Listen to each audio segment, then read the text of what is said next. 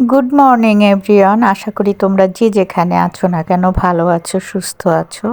তো সকালবেলা সব কিছু গুছুগাছু পরিষ্কার পরিচ্ছন্ন করে ঠান্ডা ওয়েদারে নিয়ে নিলাম আদা চা, বেশি করে আদা দিয়ে, আর হচ্ছে পাউরুটি। আজকে আর অন্য কিছুই খাবো না। বাইরে দেখো কুয়াশা কেমন ঘোলাটে, জানালার দিক তাকিয়ে দেখো। তো এই অবস্থায় আজকে সকালের নাস্তাটা সেরে নিলাম, আর সাথে সাথেই চলে আসলাম হচ্ছে দুপুরবেলা। কারণ আমরা একটু এই কুয়াশায় উঠি দুপুরবেলা ঘুম থেকে। তো এজন্যই আর কি সময় নেই না। এই যে দেখো দুপুরের রান্নাও প্রায় শেষ, এখন হচ্ছে ঢেলে নেব। আর এদিকে রাইস কুকারে ভাতও হচ্ছে। এই জন্য নাস্তা কি করলাম, হালকা একটু নাস্তা করলাম। মানে ওই এক পিস পাউরুটি আর একটু লিকার চা। লিকার চাটা আদা দিয়ে আমার খুব ফেভারেট হয়ে গিয়েছে বর্তমানে। তো যাই হোক, রান্নার সব সরঞ্জাম গুছিয়ে গুছুগাছু করে টোরে দেন হচ্ছে আজকে রান্না করছি হলো কাতলা মাছ, বড় কাতলা মাছ। তো সেই কাতলা মাছের সাথে টমেটো, ফুলকপি এইগুলো দিয়ে নিলাম।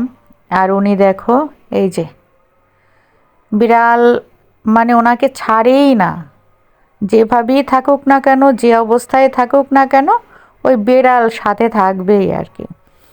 তো আজকেও একটা ছুটির দিনে, তো ছুটির দিনে ওই যে কাতলা মাছ সাথে, মানে শীতের সবজি যেভাবে রান্না করে, সাথে দিলাম হলো গিয়ে তোমার টমেটো, শালগম, সিম এগুলো ভেজে নিয়েছিলাম, আর কপি। তো অসাধারণ লেগেছিল, মাছটাও তাজা ছিল। তো আজকে আর মাংস টাংস বা বিরিয়ানি পোলাও এগুলো করব না, এটাই করেছি। আর হচ্ছে যে একটু শাকসবজি এগুলো আর কি থাকবে। এক আইটেম দিয়ে তো আর খাওয়া হবে না। তো ঢাকায় থাকি চ্যানেল থেকে আমি সাবিনা তোমাদেরকে জানাচ্ছি অনেক অনেক শুভেচ্ছা এবং ভালোবাসা বন্ধুরা। যদি আমার এই লাইফস্টাইল তোমার ভালো লাগে বা আমার ভিডিও ভালো লেগে থাকে, তাহলে কাইন্ডলি একটু আমাকে সাবস্ক্রাইব করে আমার চ্যানেলটা একটু এগিয়ে নিয়ে যাও। তো সেদিন বলেছিলাম যে আমি মুখে কি মাখছি, আসলে এত শীত পড়েছে, এত শীত পড়েছে। তো আমি যেটা হয়েছে যে জয়ফল যেটা, ওটা মানে বেটে দেন হচ্ছে ওটার সাথে গোলাবাড়ি আর হচ্ছে দুধ মিক্সড করে দেন হচ্ছে মুখে দিয়েছি সামান্য একটু হলুদের গুঁড়ো দিয়ে। তো এটা মুলতানি মাটি দিয়ে করলে আসলে ভালো হয়। আমি এর আগে করেছি, যাদের মেস্তার সমস্যা আছে বা আদার্স যে যে মানে যে কোনো সমস্যার জন্যই এটা খুব ভালোভাবে উঠে যায় আর কি, এই জয়ফলটা। আর হচ্ছে মানে ওই মুলতানি মাটি যেটা, তো মুলতানি মাটি আমার কাছে ছিল না, এই জন্যে আমি ইয়া দিয়া নিলাম। তো এটা কিন্তু গোসলের পরই আর কি দিয়েছি, সারাদিনই মুখে থাকবে, হালকা করে দিয়েছি, মুখটা হলদেটে ভাব থাকবে। আর দেখো আমি রান্না করেছি ওখানে চিংড়ি মাছ দিয়ে মূলো, আর এখানে এই কাতলা মাছ। তো এখন খাওয়া দাওয়ার সময় খাওয়া দাওয়া করতে বসে গেলাম। আর শীত তো জাকিয়ে শীত। এখন অবশ্য এখন যে ভয়েস দিচ্ছি, সে ভয়েস যখন দিচ্ছি তখন আজকে একটু রোদ উঠেছে মোটামুটি। আজকে একটু না, ভালো রোদই দিয়েছে। কিন্তু এটা তো গতকালকের ভিডিও, তো সময়ও বেশ ঠান্ডা ছিল এবং কুয়াশা ছিল। তো কনকনে ঠান্ডা।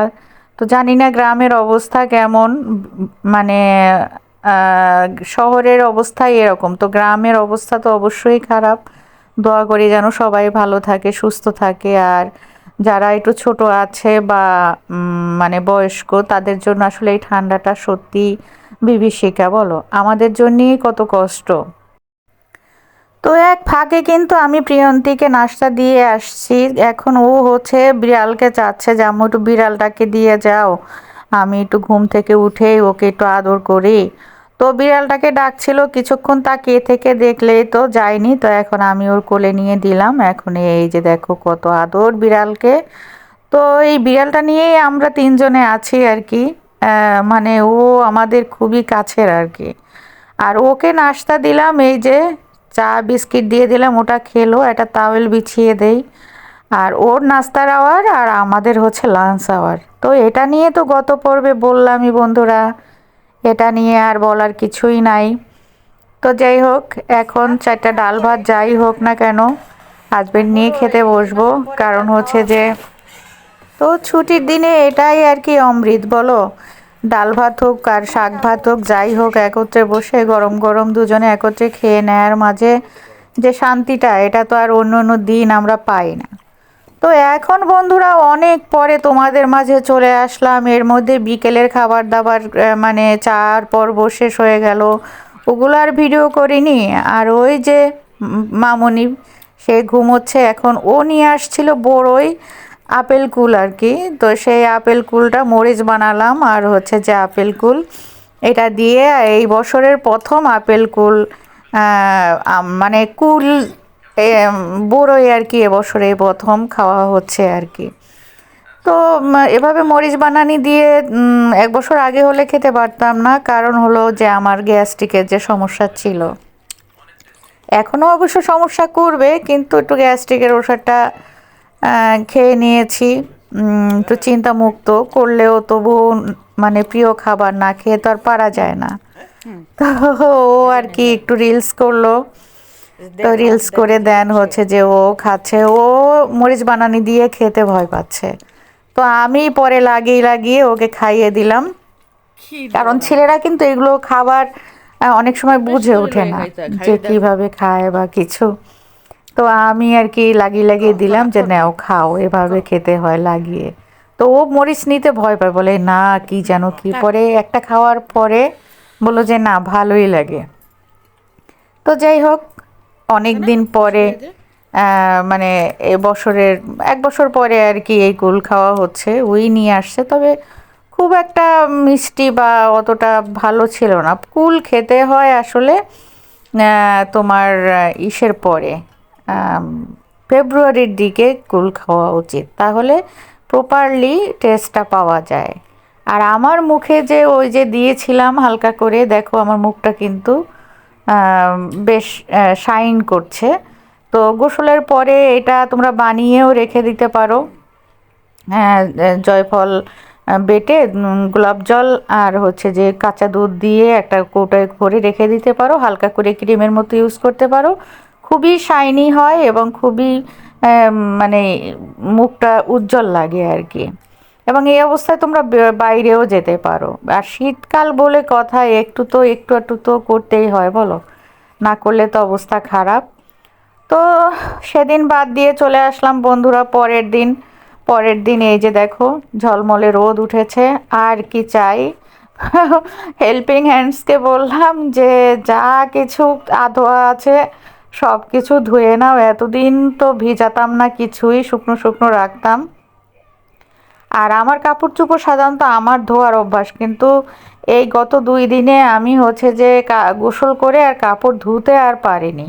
আর ধুইও নি, কারণ হচ্ছে যে রোদ ছিল না, তাই জন্য শুকনা রেখেছি। আজকে হেল্পিং হ্যান্ডসকে বললাম যে আপা আপনি আজকে ধুয়ে দিন আর কি।